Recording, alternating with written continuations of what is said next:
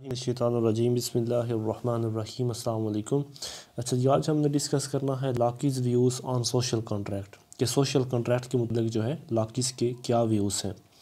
अच्छा जी, लाकी ये कहता है कि इंसान जो है वो एक मकसद के तहत इस एक कॉन्ट्रैक्ट के अंदर आता है ताकि वो अपनी स्टेट ऑफ नेचर से बाहर निकल सके। वो कहता है कि इंसान स्टेट ऑफ नेचर से बाहर निकलने के लिए अपनी कॉन्शियसनेस को इस्तेमाल करते हुए वो बाहर आता है, यानी कि इस कॉन्ट्रैक्ट को वो साइन करता है। लाकी कहता है कि जब इंसान ने सोशल कॉन्ट्रैक्ट को साइन किया था तो उस वक्त उसकी पॉलिटिकल कंडीशन किस तरह की थी। वो कहता है कि इंसान जो है वो पैदाइशी तौर पर, यानी कि उसको मतलब टाइटल दिया गया है कि वो उसको फ्रीडम का हक़ हासिल है और उसको इक्वलिटी का हक़ हासिल है, लेकिन ये हक़ जो है उसको नेचर के ज़रिए ही मिल सकता है। ये नेचर जो है ये उसकी पावर ऑफ लाइफ, मतलब उसकी जो राइट्स हैं लाइफ के ऊपर, प्रॉपर्टी के ऊपर और लिबर्टी के ऊपर, ये उन अपनी तमाम चीज़ों को प्रोटेक्ट कर सके। लेकिन इस तरह की जो पावर है जो उसे नेचर की तरफ से मिली गई है, ये तभी पूरी हो सकती है जब वो एक पॉलिटिकल सोसाइटी बनाएगा, क्योंकि इस पॉलिटिकल सोसाइटी के अंदर क्या होगा कि हर इंडिविजुअल जो है वो अपनी नेचुरल पावर्स को, जो वो अपनी चीज़ों को खुद यानी कि अपने बलबूते के ऊपर प्रोटेक्ट करता था या सेव करता था या अपने राइट्स को जो है वो प्रोटेक्ट करता था, तो वो अपनी इन नेचुरल पावर्स को क्या करेगा, हैंड ओवर करेगा अपनी कम्युनिटी के।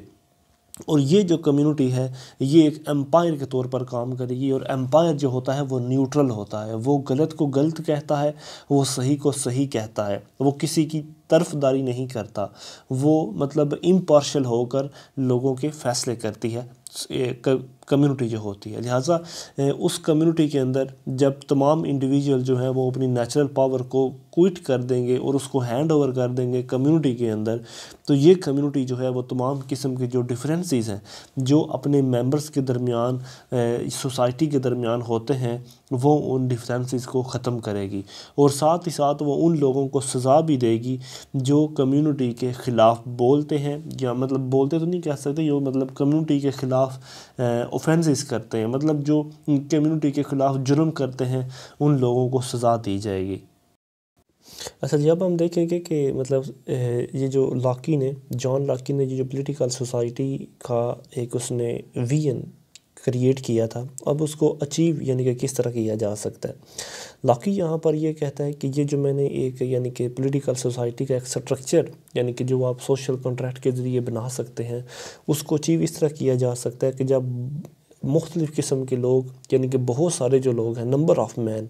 In the state of nature, जब वो एंटर होंगे सिविल सोसाइटी के अंदर, तो ये जो सिविल सोसाइटी है ये होगी एक सिंगल बॉडी, और ये सिंगल बॉडी जो होगी ये एक सुप्रीम गवर्नमेंट की शक्ल में लोगों के सामने आएगी, और इसको यानी कि मतलब ये हक़ हासिल होगा कि ये लोगों के लिए मुख्तलिफ़ किस्म के लॉस, मुख्तलिफ़ किस्म के कानून, उनको रेगुलेट करना, उनको इम्प्लीमेंट करवाना, और मतलब ये सारी की सारी चीज़ें जो है ये सिविल सोसाइटी के अंदर आ जाएंगी। अच्छा, अब बात करते हैं salient features of Locke's contract. Locke का जो सोशल कॉन्ट्रैक्ट है उसकी खसूसियात कौन कौन सी आती हैं। नंबर 1 के ऊपर जो इसकी खसूसियत आती है वो ये है कि लॉकी का, जॉन लॉकी का जो सोशल कॉन्ट्रैक्ट है ये एक किस्म का डबल कॉन्ट्रैक्ट है। जैसे नंबर 1 के ऊपर डबल किस तरह है, नंबर 1 के ऊपर लॉकी ये कहता है कि आपको एक कॉन्ट्रैक्ट तो इसलिए करना पड़ेगा ताकि आप एक स्टेट बना सकें। नंबर 2 के ऊपर आपको कॉन्ट्रैक्ट फिर इसलिए करना पड़ेगा ताकि आप उस स्टेट के अंदर एक गवर्नमेंट बना सकें, क्योंकि स्टेट जो है वो तो डिफ़ाइन करती है नंबर ऑफ़ पॉपुलेशन को या एरियाज़ ऑफ टेरिटरीज़ को या क्लाइमेट को, ये जो चीज़ें हैं मतलब बाउंड्रीज़ वगैरह को, इनको वो तय करती है। लेकिन जो सेकंड कॉन्ट्रैक्ट होगा उसमें आप गवर्नमेंट बनाएंगे, ये गवर्नमेंट डेमोक्रेटिक हो सकती है, मोनार्की हो सकती है, अरिस्टोक्रेसी हो सकती है, लिहाजा 2 कॉन्ट्रैक्ट जो हैं वो करने पड़ेंगे। फिर नंबर 2 के ऊपर जॉन लॉकी ये कहता है the sovereign power created by the contract. वो कहता है कि जो सॉवरेन पावर बनाई जाएगी वो कॉन्ट्रैक्ट के ज़रिए बनाई जाएगी, और ये जो सॉवरेन अथॉरिटी होगी ये किसी एक यानी कि सिंगल इंसान या किसी सिंगल बॉडी के अंदर होगी, लेकिन ये पूरी की पूरी कम्युनिटी के अंदर नहीं होगी। यानी कि अगर ज़ाहिर सी बात है, अगर हर पूरी कम्युनिटी के लोगों के पास एक जैसी पावर आ जाएगी तो फिर तो वो दोबारा स्टेट ऑफ नेचर में चले जाएंगे। लिहाजा स्टेट ऑफ नेचर से निकलने के लिए स्टेट ऑफ कॉन्ट्रैक्ट जो है वो, यानी कि कॉन्ट्रैक्ट उनको साइन करना पड़ेगा, सोशल कॉन्ट्रैक्ट। और सोशल कॉन्ट्रैक्ट के ज़रिए उनको अपनी सारी की सारी जो सॉवरेन पावर्स हैं वो किसी एक हाथ में देनी पड़ेंगी, चाहे वो एक पूरी बॉडी है या चाहे वो सिर्फ एक इंसान है। नेक्स्ट है नंबर 3 के ऊपर, in contract there should be no any strict imposition. वो कहता है कि जब आप कॉन्ट्रैक्ट कर लेंगे तो आप यानी कि ज़बरदस्ती किसी के ऊपर कोई भी कानून फिर भी जो है वो आप नहीं थोप सकते हैं। क्यों? क्योंकि वो कहता है कि इंसान बाय नेचरली तौर पर जो है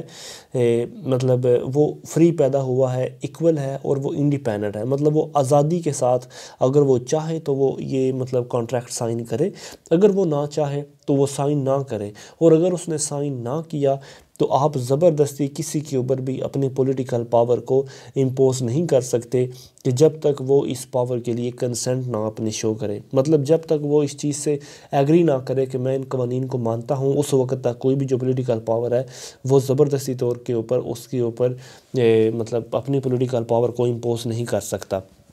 नंबर 4 के ऊपर है ड्यूटीज़ ऑफ सिविल सोसाइटी और पॉलिटिकल सोसाइटी आफ्टर कॉन्ट्रैक्ट, कि मतलब सिविल सोसाइटी या पॉलिटिकल सोसाइटी की ड्यूटीज़ क्या होंगी इस कॉन्ट्रैक्ट को करने के बाद। नंबर 1 के ऊपर जो ड्यूटी होगी वो ये to interpret and execute the law, ताकि मतलब जितने भी किस्म के जो कानून वगैरह बनाए जाएंगे, कानून या कायदे वगैरह,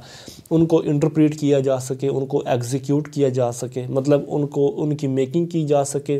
और उनको इम्प्लीमेंट किया जा सके। ये ड्यूटी होगी उस पॉलिटिकल सोसाइटी की या उस सोशल कॉन्ट्रैक्ट के बाद जो सिविल सोसाइटी बनाई जाएगी उसकी। नंबर 2 के ऊपर ये आएगा कि it has to respect 3 fundamental natural rights of man, कि पॉलिटिकल सोसाइटी को कॉन्ट्रैक्ट होने के बावजूद भी इंसान की जो 3 बुनियादी हकूक़ हैं उनकी हिफाजत करनी पड़ेगी। पहला बुनियादी हक़ इंसान का है राइट ऑफ लाइफ, मतलब उसको ज़िंदगी जीने का हक़ हासिल है। नंबर 2 के ऊपर उसको है राइट ऑफ प्रॉपर्टी और नंबर 3 के ऊपर है राइट ऑफ लिबर्टी। तो ये तीनों जो इसके राइट्स हैं ये उसके फंडामेंटल नेचुरल राइट्स हैं जो पॉलिटिकल सोसाइटी या सिविल सोसाइटी उसके ये राइट्स प्रोटेक्ट करेगी। अच्छा, ये अगले टॉपिक में बात करते हैं कि लाकी के क्या व्यूज़ हैं नेचुरल राइट्स ऑफ मैन के बारे में, कि इंसान के जो बुनियादी हकूक़ हैं उनके बारे में लाकीज़ के क्या व्यूज़ हैं। लाकी को अगर उसके यानी कि नेचुरल राइट्स ऑफ मैन की तरफ देखें, उसके व्यूज़ देखें, तो हम कह सकते हैं कि लाकी जो है वो एक ट्रू डेमोक्रेट जैसी सोच रखता है। यानी कि वो एक हकीकी तौर पर एक सच्चा डेमोक्रेटिक बंदा है और वो डेमोक्रेसी को फ़रोग भी देना चाहता है। वो कहता है कि जो स्टेट होती है या जो कॉमनवेल्थ होती है, जो सोशल कॉन्ट्रैक्ट के बाद पैदा होती है, वो अपने सिटीजन्स के जो नेचुरल राइट्स हैं उनको वो प्रोटेक्ट करती है। ये नेचुरल राइट्स होते हैं right of life, right of property और राइट ऑफ लिबर्टी। सबसे पहले लाकी जो है वो यानी कि अपने व्यूज़ शो करता है राइट ऑफ प्रॉपर्टी के ऊपर। राइट ऑफ प्रॉपर्टी के मुतालिक लाकी ये कहता है कि which can not be usurped by any man. ये कहता है कि लाकी राइट ऑफ प्रॉपर्टी के मुतालिक ये कहता है कि कोई भी इंसान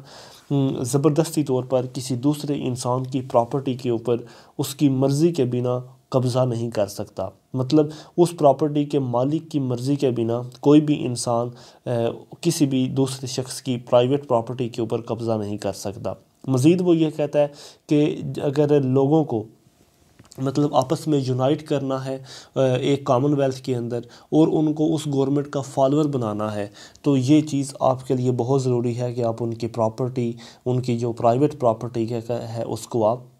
प्रिज़र्व करें। क्योंकि अगर उसको प्रिज़र्व नहीं किया जाता तो लोग उस कॉमनवेल्थ को या उस गवर्नमेंट को नहीं मानेंगे और लोग जो है वो सोशल कॉन्ट्रैक्ट से बाहर चले जाएंगे।